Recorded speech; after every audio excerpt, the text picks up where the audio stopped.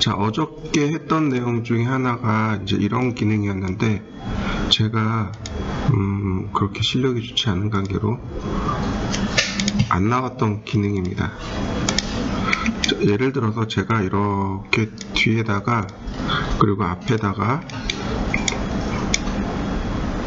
이렇게 놨습니다. 자, 이렇게 한번 그려보시죠. 기왕이면은 그리실 때 피지컬 카메라로 쭉 그릴 때 타겟점을 여기 구슬에다 맞춰 놓으세요. 이렇게. 그러면 카메라가 이렇게 이런 모습이 될 겁니다. 자, 이렇게 모습을 한번 맞춰 보시죠.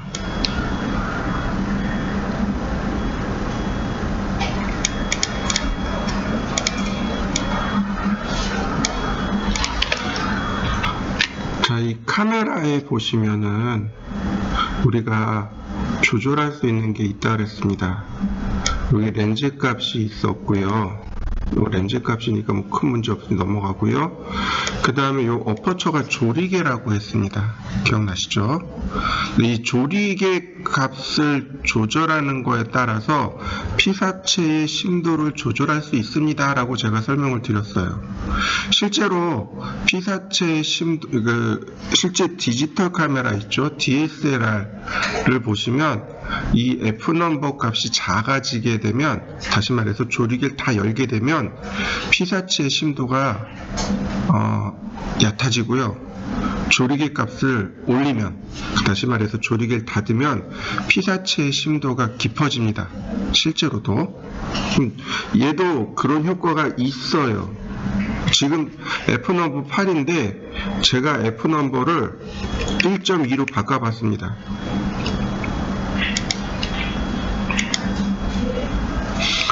자, 조리개를 조절을 했고요. 1.2로 조절을 했고,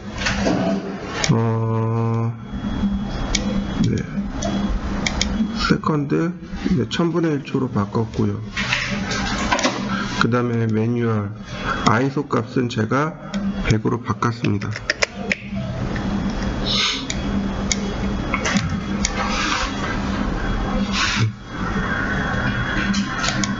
F 50mm 표준 렌즈죠. 자, 그리고 나서 렌더링을 할 겁니다. 자, 렌더링을 할 건데요. V-Ray로 바꿔주시고요.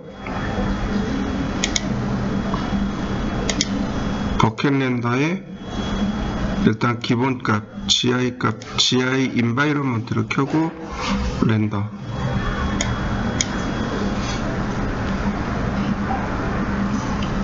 우리가 보고자 하는 건 지금 뎁스 오브 필드를 보고 싶은 거예요. 여기 옵션에 보시면 여기 Enable Depth of Field입니다. 피사체의 심도라고 하는 거죠. 얘를 누르게 되면 여기 타겟점에 선이 두 개가 더 만들어집니다. 자, 이렇게요. 선이 두 개가 만들어진 거 확인하셨나요? 보시면 얘를 체크하시면 됐나요? 요거 체크하면 Enable Depth of Field를 체크하면 선이 두 개가 나와요. 요게 심도입니다. 요 두 개가 심도예요.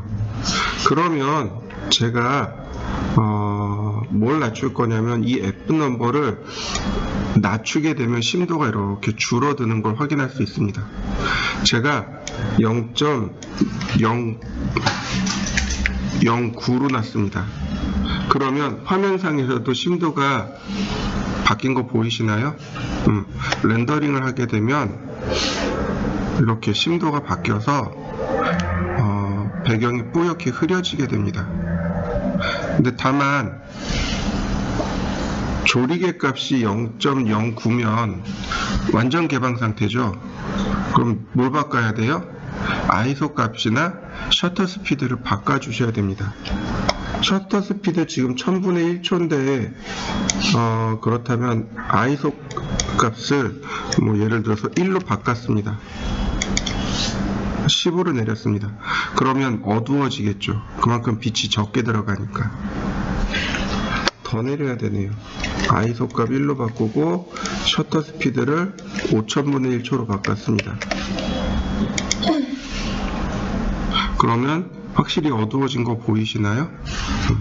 이런 식으로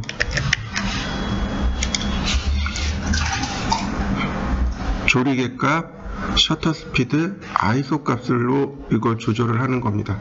그럼 피사체의 심도가 바뀐 것을 우리 눈으로 확인할 수 있게 되는 거죠. 심도계를 한번 건드려 보시죠. 자, 이번에는요, 우리들 만들듯이 박스를 좀 만들었습니다. 자, 랭스는 5000, 위드는 4000, 하이트는 2400. 에디터블 폴리에서 여기 면 하나를 지웠습니다. 맥스는 투사이드 렌더이기 때문에 안쪽을 못 봅니다. 그래서 여기에서 쉘 기능을 하나 주도록 하겠습니다. 쉘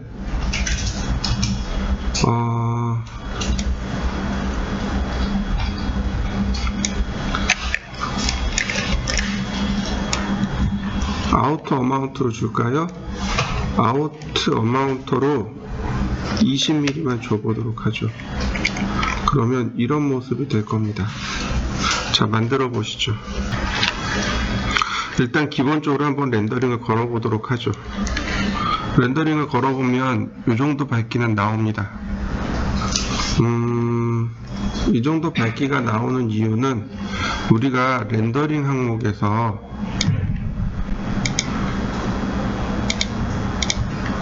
여기 GI 값을 체크해 놨기 때문에 그래요. GI 값을 꺼버리면 다시 어떻게 나오는지 보시죠. GI 값을 끄면 이렇게 나옵니다. GI 값을 켜면 GI가 확산광이기 때문에 확산광을 렌더링 하기 때문에 이렇게 잘 나오게 돼요.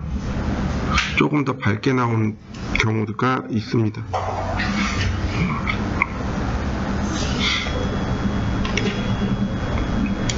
일단 스캔라인 렌더로 좀 바꿔보도록 하죠. 렌더러를 스캔라인 렌더러로 바꿨고요. 당연히 여기는 렌더링 하면 이렇게밖에 안 보입니다. 자, 우리가 사용하는 조명의 종류들이 굉장히 많습니다. 우리가 스케치업에서 공부할 때 여러 가지 조명들을 썼는데 여기 포토매틱 조명하고 스탠드 조명하고 V레이 조명이 있는데 기본 결과값은 똑같다고 보시면 돼요. 여기 옴니라이트가 있습니다. 옴니라이트는 점광원이라고 합니다.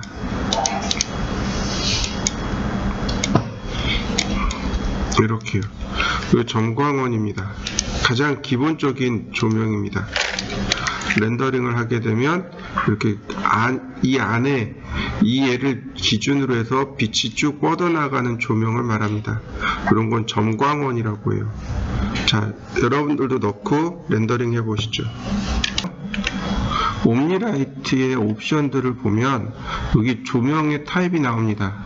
여기서 내가 바꿔줄 수 있어요. 옴니라이트, 스포트라이트, 다이렉트 라이트. 이건 스케치업에서 우리가 공부했던 조명들입니다.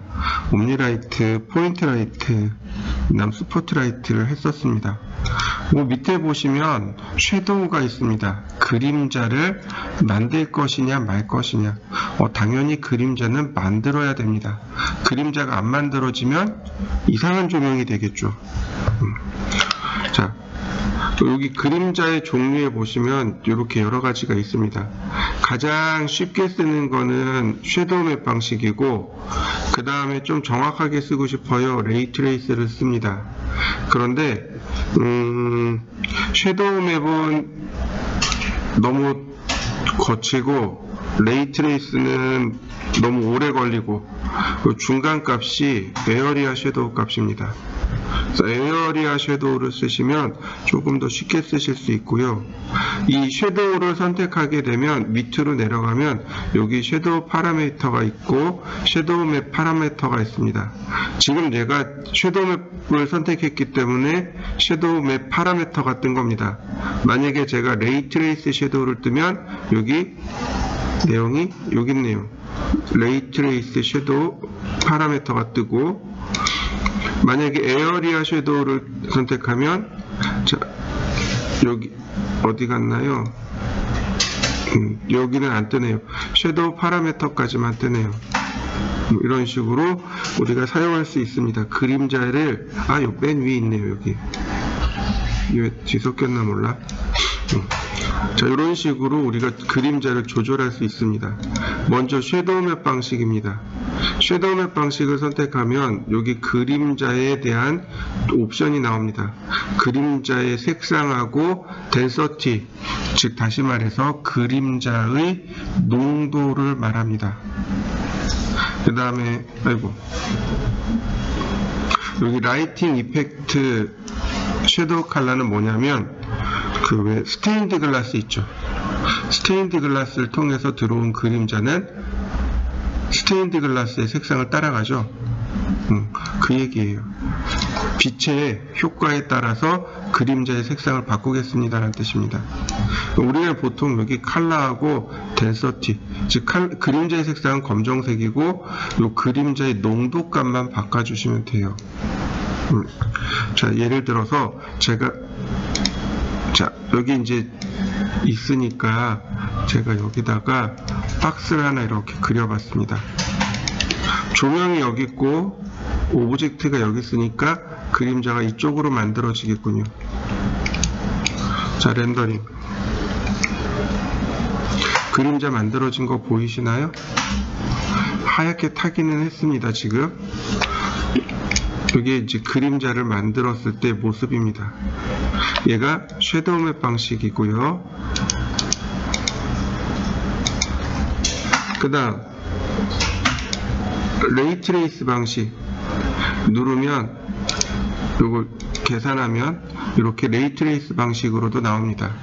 섀도우 맵이라는 건 뭐냐면 그림자를 광원으로부터 추적해서 그림자를 그리는 방식입니다.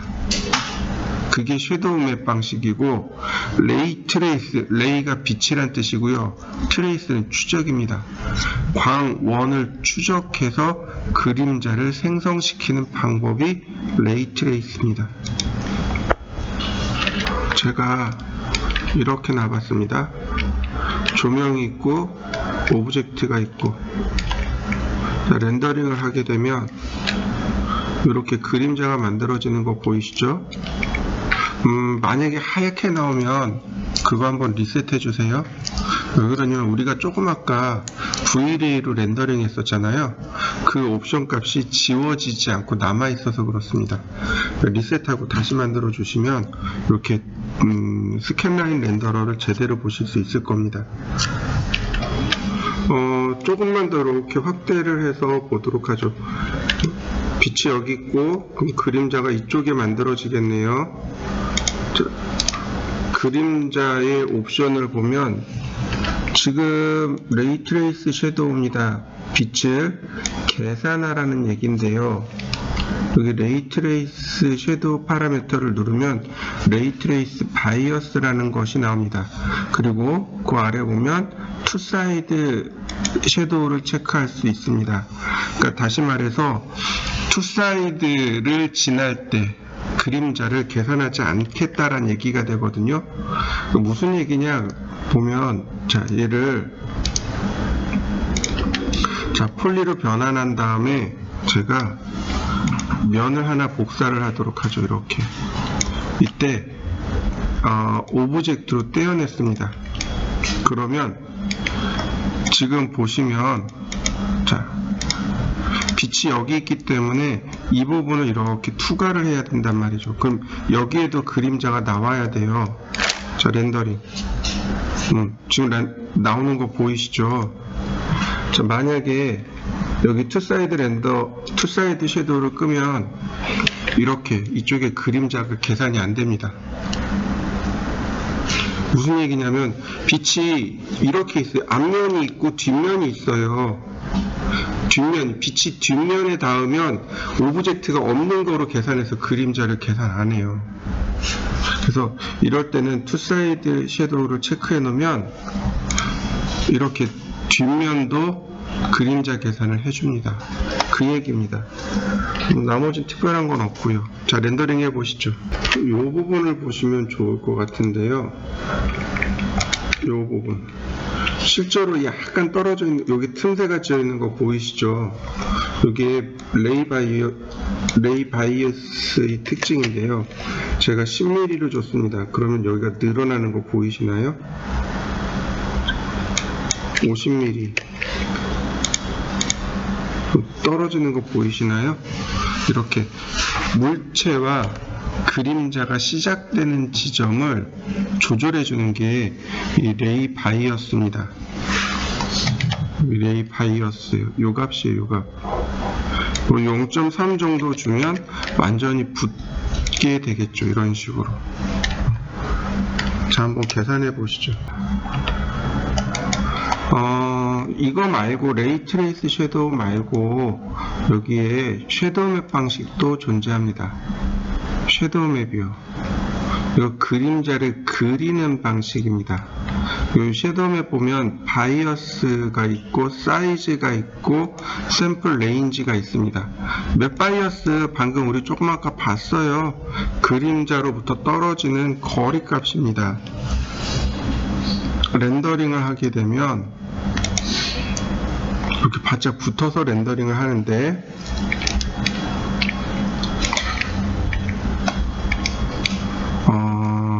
조금 움직여 볼까요? 자, 다시 렌더링을 하는데 여기 지금 보면 바로 이 부분 물체와 그림자가 생성이 되는 지점을 말합니다. 여기 바이어스를 한 10 정도 줘보도록 하죠. 그리고 렌더링하면 이렇게 틈새가 떠서 그림자 오브젝트 밑에 그림자가 생성되는 걸 볼 수 있습니다. 자, 지금 100을 줬는데요. 제가 한 50 다시 줄여보죠. 어떤가요? 이렇게 보시면 물체 밑에 그림자가 만들어지죠. 마치 공중에 떠 있는 것처럼 됩니다. 이 맵 바이어스는 값을 많이 주시면 안 됩니다. 조금만 주셔야 돼요. 맵 바이어스를 한번 바꿔보시죠. 그 다음에 맵 사이즈요. 맵 사이즈가 농도라고 보시면 맞겠네요. 자, 렌더링. 여기 흐릿해지는 거 보이시죠? 흐릿하다기보다는 정교함이 떨어지는 거 보이시나요? 여기 그림자 여기 테두리를 한번 보시죠. 512로 나왔는데 그림자의 정교함이 더 살아나는 거 보이는 거 보이시죠? 예를 들어서 1024 딱 2배 좋게 한 겁니다.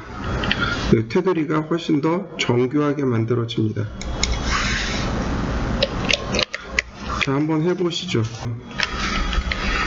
그 다음에 여기 보면 샘플 레인지라는 게 나옵니다. 요 그림자 테두리를 말합니다. 그러니까 예를 들어서 지금 여기가 4가 되지만 1로 놔보죠. 그러면 그림자의 테두리가 이렇게 선명하게 떨어지는 걸 볼 수 있고요. 샘플 레인지를 20으로 놨습니다. 그러면 그림자가 이렇게 그림자의 테두리가 퍼지는 게 보일 겁니다. 이걸 일일이 그려서 만드는 방식이 섀도우 맵 방식입니다. 섀도우 맵 방식은 그렇게 이쁘지 않아요. 그래서 다들 선호하지는 않습니다. 그러나 빨리 렌더링하고 싶을 때는 이 방법도 괜찮은 방법 중에 하나고요. 지금 이쪽에 보시면 여기도 그림자가 안 만들어지고 있죠. 여기 보시면 투사이드 섀도우라는 것이 있습니다. 이걸 체크하면 역시 그림자 만들어줍니다. 자, 여기 샘플 레인지하고 투사이드까지 한번 해보시죠. 그 다음에는 여기 보시면 그림자가 우리가 그래서 제일 많이 쓰는 게 에어리아 섀도우도 많이 씁니다. 에어리아 섀도우는요, 원리는 간단해요. 가까이 있는 곳은 레이트레이스로, 멀리 있는 건 섀도우막 방식으로 렌더링을 해주는 겁니다. 그래서 여기 섀도우의 파라미터에 들어가면 큰 옵션, 이렇게 여러 가지 다양한 옵션들이 들어 있습니다. 렌더링을 걸면 가장 이쁘게 나와요. 이렇게 가까이 있는 곳은 또렷하고 멀리 갈수록 이미지가 흐릿하게 바뀌는 거죠. 자, 한번 해보시죠. 자, 그 다음에 보시면은요, 이제 실질적인 내용입니다. 여기 보시면 인텐서티, 컬러, 어테뉴에이션 나옵니다. 멀티플러가 조명의 색입니다. 제가 스케치업 할 때 이 멀티플러 값으로 조절하지 않습니다 라고 했습니다. 지금 보시면은요, 여기 이렇게 있는데 이거 말고, 자, 제가 어나이더 제가 이렇게 감춰놓은 게 있습니다. 이렇게 보면 될 것 같아요. 얘 지우고,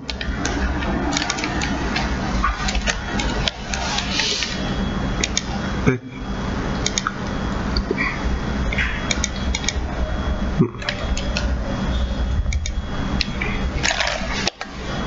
자,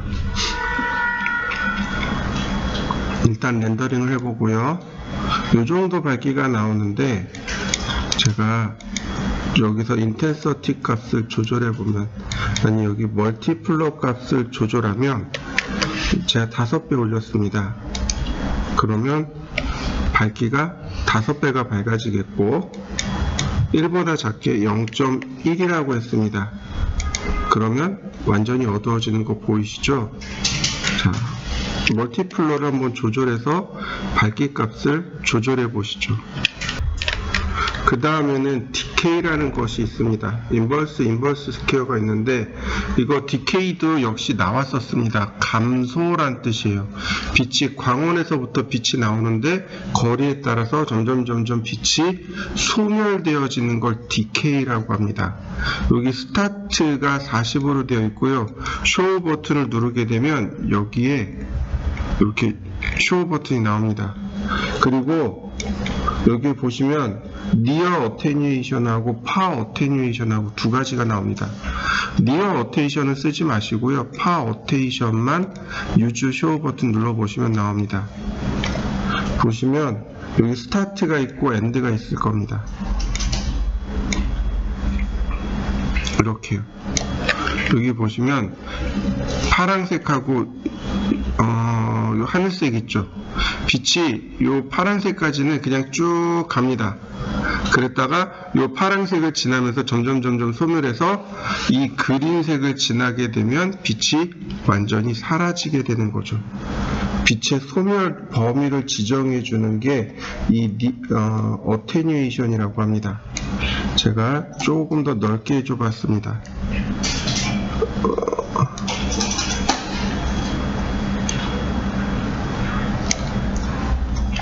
안 나오나요?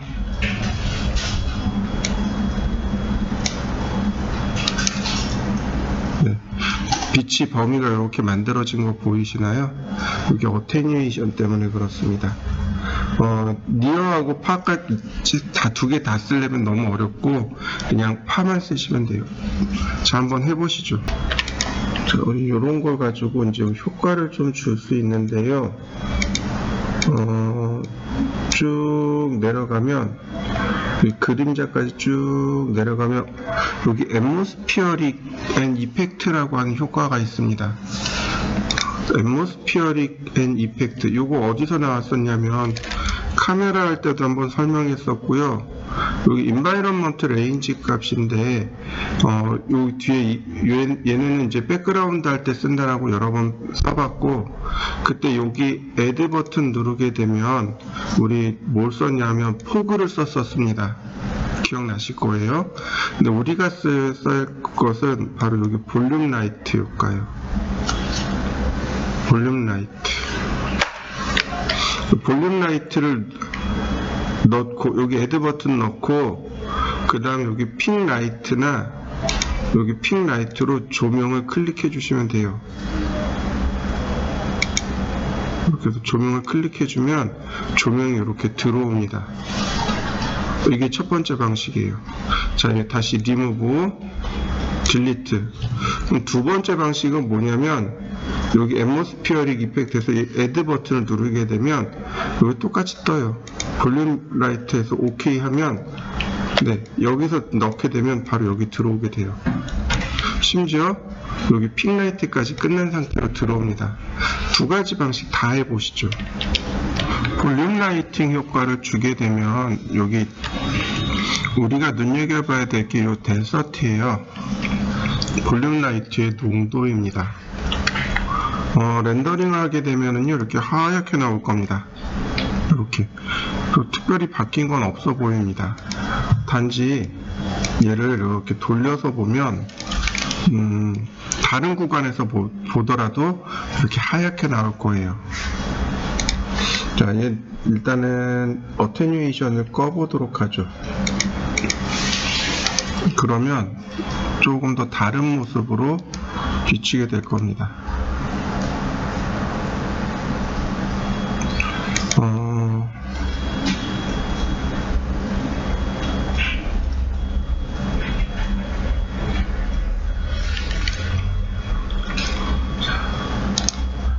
여기를 감추고요. 조명만 보도록 하죠.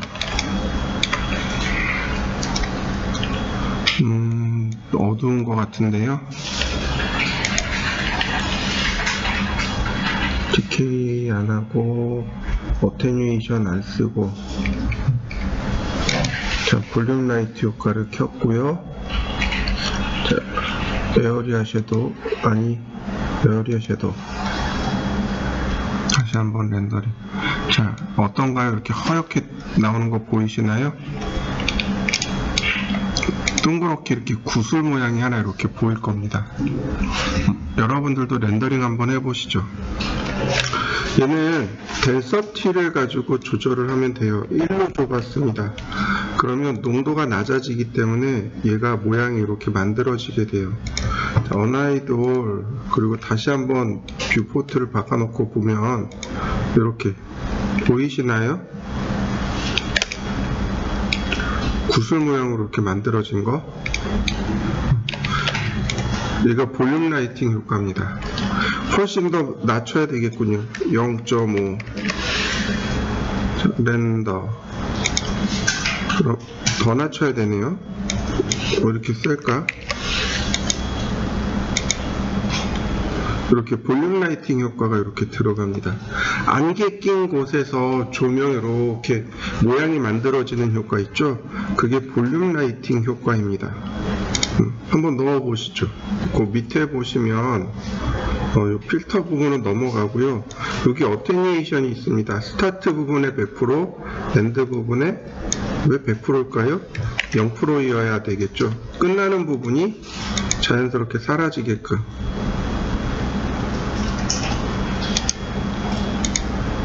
또 이런 식으로 100%를 놔주는 게 조금 낫겠군요. 그러면 이런 모습으로 만들어지겠네요. 노이즈는 얘가 지금 보시면 이렇게 다 똑같게 들어가 있잖아요. 노이즈 온을 체크해 버리면 얘가 조금 불규칙하게 들어가게 됩니다. 이게 노이즈 기능입니다. 자, 한번 넣어 보시죠. 이거는 여러 번호 많이 쓸 수 있습니다. 자, 다음에는요, 옴니가 아니고 스포트라이트요. 제가 스포트라이트를 이렇게 만들어 줬습니다. 여러분들 이거 저기 우리 스케치업에서 썼어요. 이렇게 썼습니다. 조명 원이 있고 그 다음에 요 안쪽까지는 빛이 선명하지만 여기서부터 여기까지 빛이 사라진다라고 우리가 배웠습니다. 이 핫스폿하고 팔로프라고 합니다. 여기 보시면 여기 나와 있습니다. 스포트라이트고 타깃이 존재하고 그림자를 만드는데 에어리아 섀도우고 인텐서티가 있고요, 밝기가 있고요, 디케이는 안 썼습니다. 어테뉴에이션 감소 효과 안 썼고요. 여기 핫스포트의 파라미터가 있네요. 자, 오버샷을 눌러버리면, 오버샷을 누르기 전에 먼저 렌더링을 하게 되면 이렇게 딱 원하는 부위만, 요 테두리가 있는 부위만 이렇게 렌더링이 됩니다. 그런데 오버샷을 누르게 되면 테두리가 사라지게 돼요. 테두리가 사라진 모습입니다. 여기 스폿라이트 파라미터에 보면 여기 있습니다. 그 다음에 핫스폿하고 팔로프 있죠? 자, 요 값은 요 안쪽에 있는 얘가 핫스폿이고 요게 팔로프입니다. 2도 차이가 나요. 이렇게 각도 차이를 많이 주면 부드러운 모습으로 이렇게 테두리가 형성이 됩니다. 그리고 렉탱귤러로 바꿔줄 수도 있습니다. 사각형 모양, 원형. 자, 한번 해보시죠. 그러면 이렇게 한번 해보자고요. 제가 텍스트를 쓸 겁니다. 이렇게 텍스트를 썼어요. 그리고 사각형도 이렇게 그렸습니다. 한번 해보시죠. 제가 텍스트도 쓰고 사각형도 썼습니다. 텍스트를 쓸 때는 주의해야 될 게 이렇게 딱 붙는 게 없어야 돼요. 그러니까 여기 커닝을 조금 벌려주시면 좋겠습니다. 그래서 확실하게 떨어지도록 이렇게 만들어 보시죠. 이 렉탱글을 에디터블 스플라인으로 바꾸고 문자를 어태치 하겠습니다. 그러면 이렇게 한 군데 이렇게 나올 거고요. 얘를 익스트루드 해서 조금만 도출할 겁니다. 한 10mm만. 그러면 이제 이렇게 문자가 써지겠죠. 자, 이렇게 한번 써보시죠. 자, 그 다음에는 제가 스포트라이트를 만들어 줄 겁니다. 이렇게 뒤에서 앞으로 스포트라이트를 줄 겁니다. 자, 스포트라이트가 이렇게 들어가게끔 한번 해보시죠. 그 다음에 이제 옵션에 보시면 여기 스포트라이트 파라미터에 보시면 원형으로 되어 있단 말이에요. 여기 서클로 되어 있는데 렉탱으로 바꾸겠습니다. 그러면 이렇게 사각형 스포트라이트로 바뀌게 됩니다.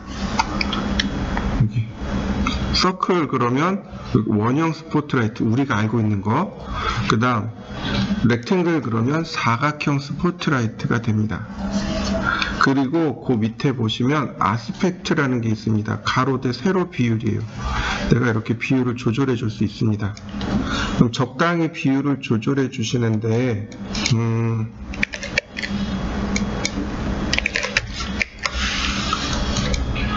이 테두리를 벗어나지 않도록, 여기 있는 이 테두리 벗어나지 않도록.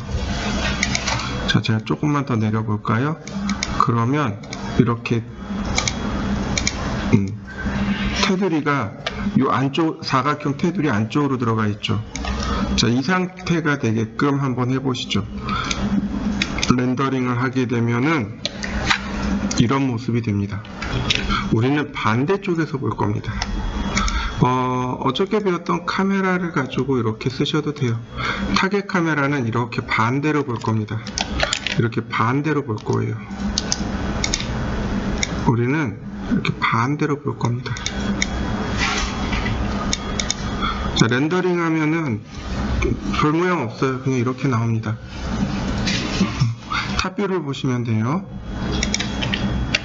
오브젝트가 있고 스포트라이트는 뒤에서 때리고 있고 카메라는 앞에서 이렇게 사선으로 보고 있습니다. 자, 스포트라이트에다가 우리 방금 전에 썼던 앰모스피어릭을 추가해 보도록 하겠습니다. 볼륨 라이팅 효과.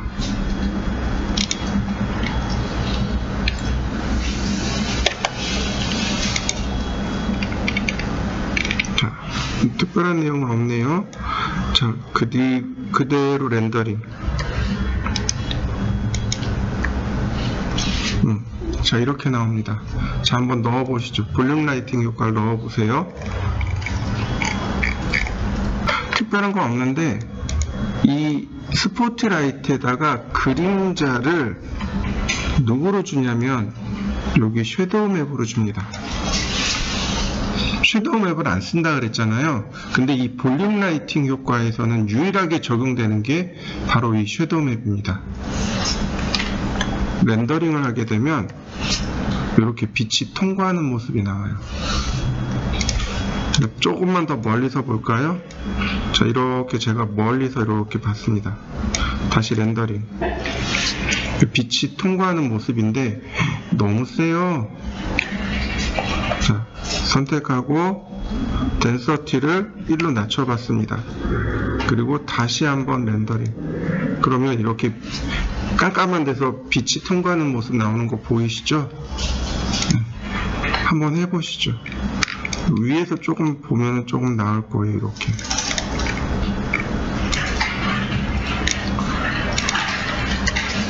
그러면 이렇게 빛이 통과하는 모습이 나옵니다. 여전히 밝으네요. 덴서티 값을 낮춰주세요. 0.5. 그리고 렌더링. 그러면 이렇게 빛이 그 구멍을 통해서 빛이 이렇게 투과되는 모습이 돼요. 그러니까 유일하게 섀도우 맵 방식으로 체크해 놓으면 이게 나와요. 다른 건 안 됩니다. 다른 그림자들은 다 빛 오브젝트를 투과해 버리는데 섀도우 맵 방식만 이렇게 투과를 못하고 그림자를 만들어 줍니다. 그러면 이걸 이런 식으로 적용하는 거죠. 자, 애니메이션 키를 켜고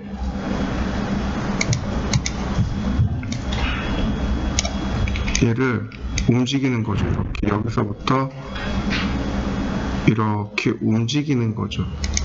자, 트레젝토리를 켜고 어디 갔을까요? 트레젝토리가 트레젝토리 안 나오네. 모션 패스를 켜주고, 자, 옛날에 트레젝토리라고 그랬는데, 자, 50프레임에서 뒤로 조금만 더 당겨주고, 그 다음 위로 더 올려주고, 그러면 이제 애니메이션이 이렇게 되는 거죠. 옆에서 쭉 위로 해서 다시 옆으로. 자, 렌더링을 걸 건데요. 여기 액티브 우리는 여지껏 싱글로만 했을 겁니다. 요 액티브 타임 세그먼트를 체크해 주시면 돼요. 그리고 높이 값을 720으로 다시 720p죠. 720p로 하고,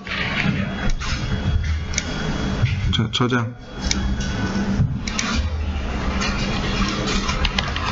제가 저장을 어디다 할까요?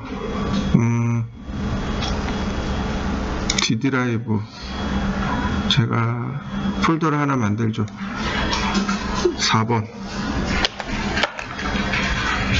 4번 폴더에 테스트라는 이름으로 하고요. 확장자는 AVI로 저장하겠습니다. 세이브. 자, 그 다음에 이제 코덱이네요. 네, 비디오 1으로 해서, 자, 퀄리티는 100%로 놓고 OK. 자, 렌더. 그러면 렌더링이 이렇게 쭉 들어갑니다. 렌더링 다 끝나거든 애니메이션으로 어떻게 나오는지 한번 보도록 하죠. 지금 영상을 만들어 놨는데 여기 보시면 T자가 쭉 나가는 거 보이시죠? 이게 왜 그러냐면은 옵션 값이 작아서 그래요. 볼륨 라이팅 효과에 보시면 여기 밑으로 내려가면, 자, 여기 애니메이션 멀티플리코 요거 여기 맥시멈 볼륨 라이트가 지금 20개로 되어 있어서 그렇습니다. 이걸 하이로 놔야 아까처럼 글자가 나오는 부분이 사라지게 돼요. 요 필터 섀도우 부분을 하이로 넣으면 돼요. 여기 유즈 라이트 샘플 렌즈로 되어 있거든요. 그래서 이 값 때문에 그렇습니다. 만약에 이 값이 하이로 되어 있으면 렌더링 했을 때 조금 더 예쁘게 렌더링 될 겁니다. 자, 싱글로 놓고 다시 한번 보자고요. 렌더링. 그러면 이렇게 예쁘게 나가는 걸 볼 수 있습니다. 그림자가 예쁘게 나가는 거 보이시죠? 한번 해보시죠.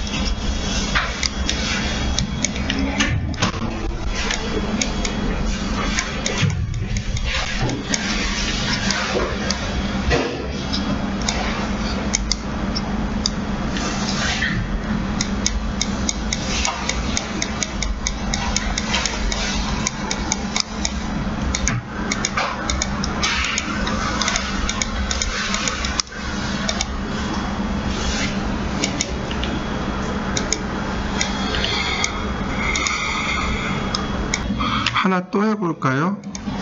여기에는 옵션이 하나 또 있습니다. 그 조명이 들어갈 수 있는 옵션이 하나 또 있는데 옴니라이트를 하나 여기다 넣어보죠. 옴니라이트를 제가 여기 끝에다가 이렇게 넣었습니다. 요 끝에 조그맣게 하나 넣었습니다. 그러면 얘는 렌더링을 하게 되면 싱글 프레임이고 세이브를 끄도록 하죠. 렌더링을 하게 되면 이렇게 여기에 빛이 아주 조그맣게 있는 걸 확인할 수 있습니다. 자, 이렇게 한번 나와 보시죠. 지금부터 쓸 거는 이제 조금 다른 방식인데, 예를 들어서 제가 옴니라이트를 여기다 세워놨습니다. 카메라하고 동일한 위치에다가 한 45도 정도, 그 다음에 다시 또 옴니라이트를 세워놨습니다. 비슷한 위치지만 반대 방향으로, 그리고 또 하나를 또 세웠습니다. 이렇게요. 역시 위로 올리겠습니다. 얘는 그냥 보통으로 놓도록 하죠. 이렇게 세 개를 놔보시죠.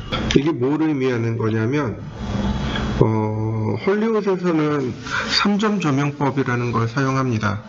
그러니까 조명 3개를 가지고 영화를 촬영할 때 사용하는 기법을 말하는데, 저도 주로 많이 사용해요.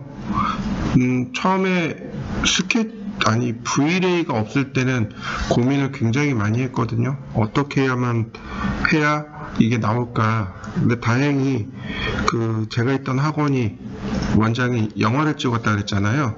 그 라이브러리, 그 도서관에 가면 그 영화 조명이나 영화 촬영 이론들이 되게 많았어요. 그 책을 찾아서 좀 봤는데, 그래서 나름 정립한 게 이제 여기 나와 있는 내용하고 많이 비슷하더라고요. 어떻게 보면 그 책에서 헐리우드의 이 3점 조명법을 소개했는지도 모르겠네요. 이렇게 보시면 됩니다. 첫 번째는 키라이트입니다. 키라이트고 하나는 필라이트입니다. 키라이트하고 필라이트요. 이거 어디 가면 쉽게 볼 수 있냐면요, 사진 찍으러 가면 돼요. 그 사진관에 가면 사진관은 전부 다 필라이트로 이루어져 있습니다. 자, 무슨 얘기냐면 필은 채우다란 뜻이죠. 그러니까 공간의 빛을 다 채워서 그림자를 없애주는 조명, 이게 필라이트입니다. 쉽게 얘기해서 전체 분위기를 만들어주는 조명, 이게 필라이트입니다. 키라이트는 뭐냐면 그림자요. 이 많은 조명들 중에서 그림자를 만드는 조명이 딱 하나 있을 거 아니에요. 그걸 키라이트라고 부릅니다.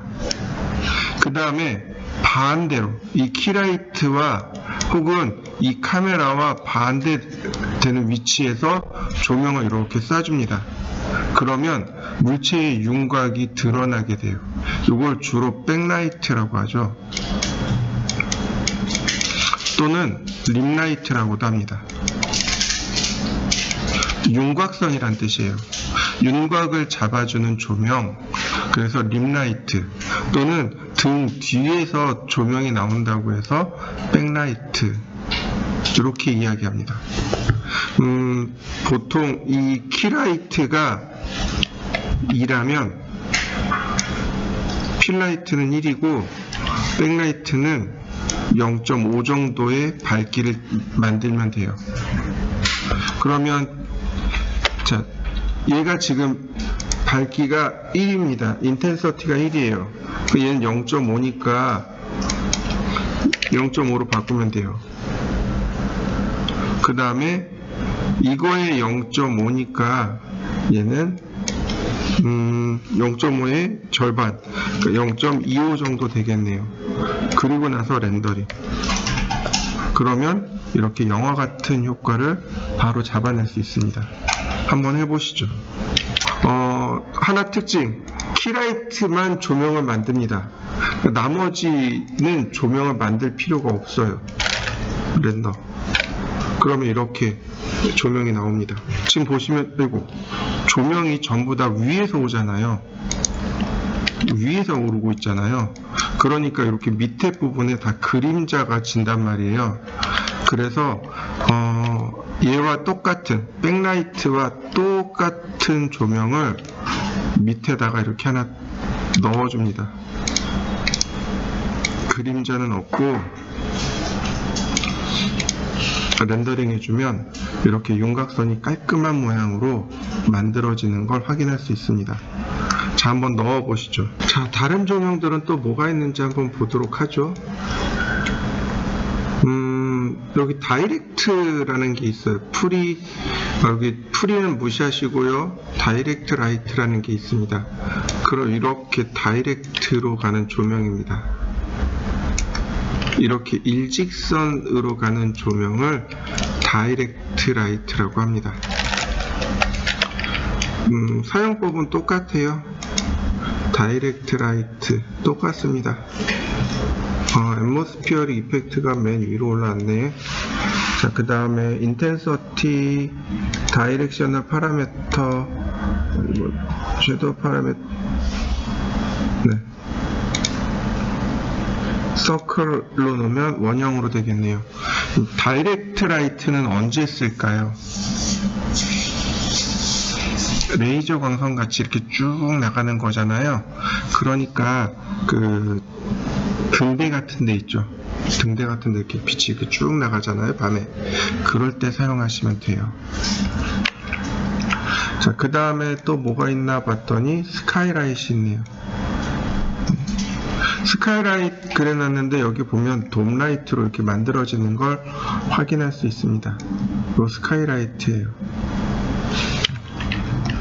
아마 얘를 써야 될 수도 있습니다. Use screen environment, 다시 말해서 하늘 배경을 environment 씬으로 사용하겠습니다. 안 그러면 내가 여기다가 맵을 지정해서 넣게 됩니다. 캐스트 섀도우 그림자를 만들어 줍니다. 네, 다 지우고요. 그리고 카메라로 렌더링을 한번 걸어보죠. 태양광이기 때문에 아주 깨끗한 조명을 얻어낼 수 있습니다. 제가 지금 이 부분 여기 Use Screen Environment를 쓰라고 했습니다. 그리고 렌더링을 해보면 이렇게 뒤에 하늘 모양 뜨는 거 보이시죠? 하늘 모양이 뜨고 있는데요. 이렇게 쓰시면 됩니다. 요거 8키 누르시면 나타나는 거죠.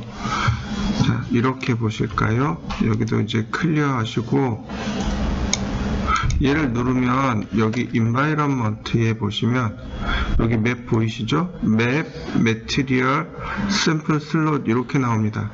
맵에 보시면 environment에 여기 피지컬 선 앤 스카이 environment 있습니다. 얘를 이쪽에 드래그해서 주시면 이렇게 옵션 값이 나옵니다.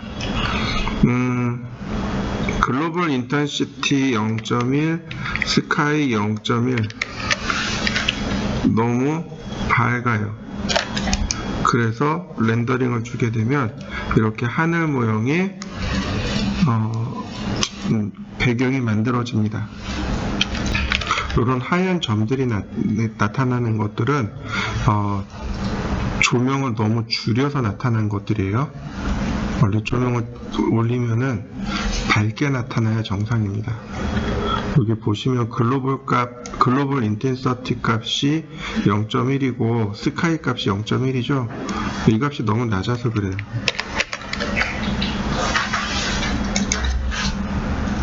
지금 보면 하얗게 나오죠, 천장이? 아니, 하늘이 하얗게 나오는 대신에 하얀 점들이 사라진 거 보이시죠? 이렇게.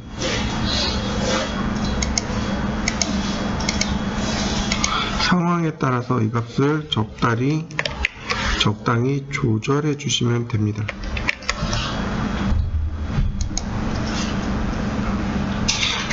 지금 선라이트의 밝기를 올려봤습니다.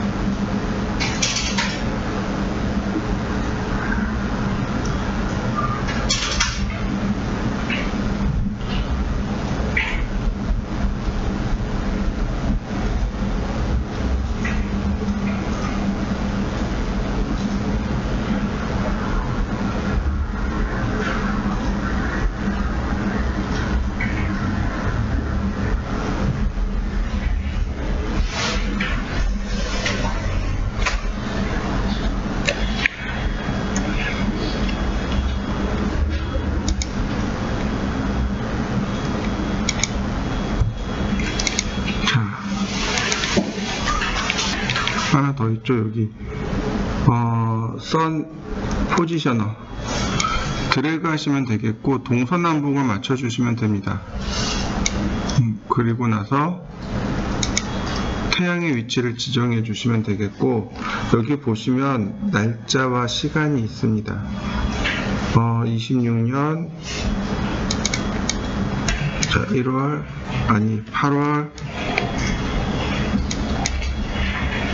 1일.